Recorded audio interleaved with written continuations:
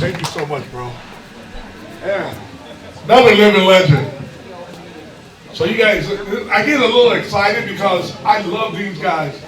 You know, like, I don't know about you guys, but when I came back home, before I even got home in the military, I became a complete alcoholic and a drug user. And God changed my life and gave me my life back. And I used to pray to God like, Lord, please help the homeless.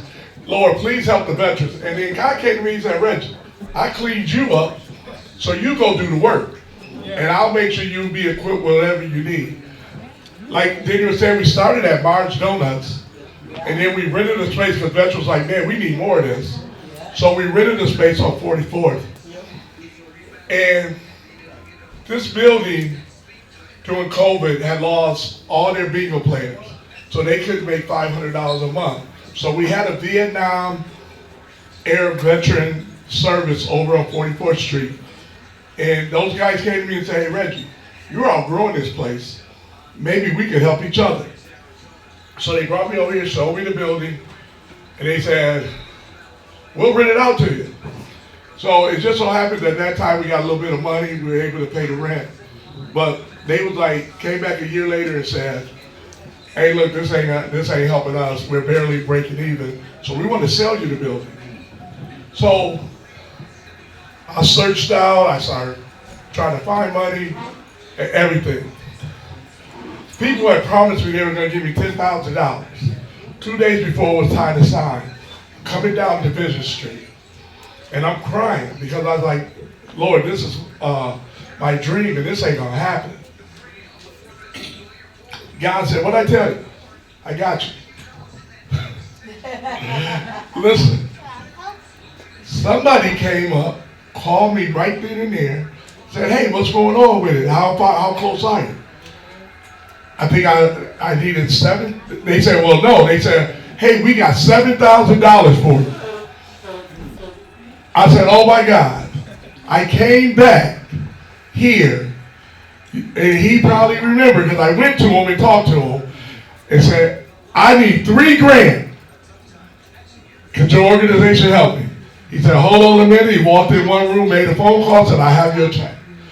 This is why we stand, and this is why we're in this building. And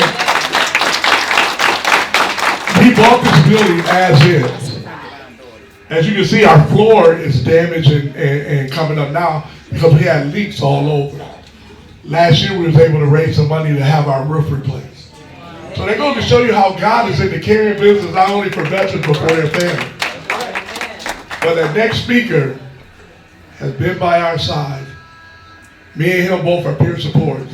He run a peer support group here every Wednesday that's growing. I encourage any veteran, it doesn't matter where you're at in your life, you need to come to one of our peer support sessions and meet with him. But I'm going to tell you, I learned to love him as a brother, almost, hey look, accept him as an Army, he's a real Army hero, but I'm a Navy man. So I have to accept that one on a higher level.